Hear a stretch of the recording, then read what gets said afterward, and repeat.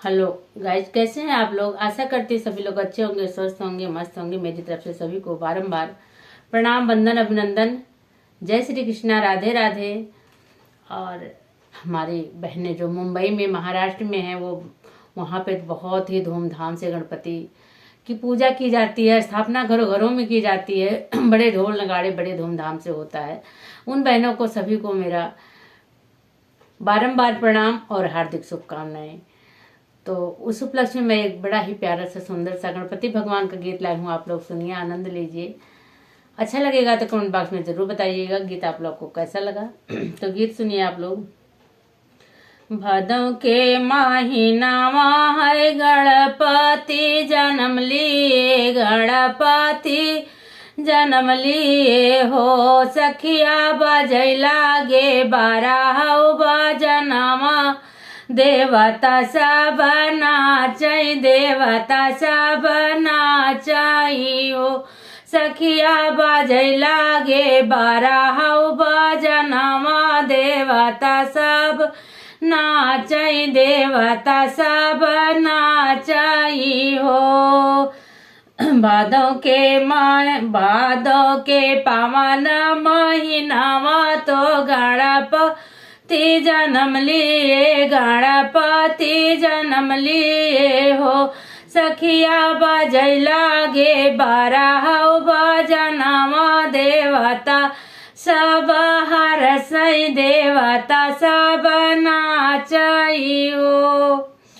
नारद खबर जनावै, नारायण लक्ष्मी आवै, नारायण लक्ष्मी आवै हो। सखिया पलना में गणपति जी खेलै, देखी सब हरसै, देखी सब हरसै हो। सखिया पलना में गणपति जी खियालै, देखी सब हरसै, देखी सब हरसै हो। नारद खबर जनावै, नारायण लक्ष्मी आवै, नारायण लक्ष्मी आवै हो। सखिया पलना मा गणपति जे सोवै, देखी सब हरसै, देखी सब हरसै हो। सखिया पलना में गणपति जे खेलै, देव सब हरसै, देव सब हरसै हो। ललना कह देखी के सूरतिया, मनाई मन हरस, मनाई मन हरसै हो। सखिया मैया जे नजर उतारै, तो कजरा लगावै, तो कजरा लगावै हो। सखिया गौरा जे नजर उतारै, तो कजरा लगावै, तो कजरा लगावै हो। ललना कई देखी के सूरतिया, देखी सब हरसै, देखी सब हरसै हो। सखिया गौरा जे नजर उतारै, तो माथवा चूमै, तो माथा चूमै हो।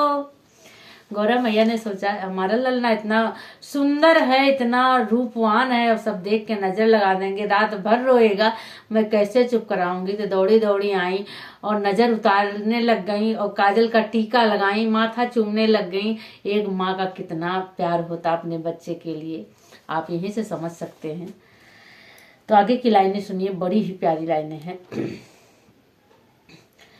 देवता सब फूल बरसाए, तो खुशियाँ मनावे, तो खुशियाँ मनावई हो।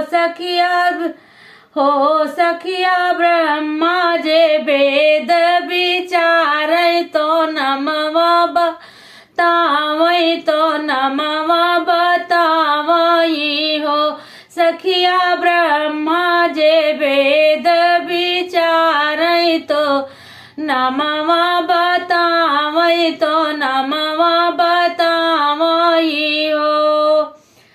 देवता सब फूल बरसावै तो खुशियाँ मनावै तो खुशियाँ मनावई हो। सखिया ब्रह्मा जे वेद विचारै तो नमवा बतावै तो नमवा बतावई हो। धरती जो भैली आनंदित छाई हरियाली तो छाई हरियाली नी हो।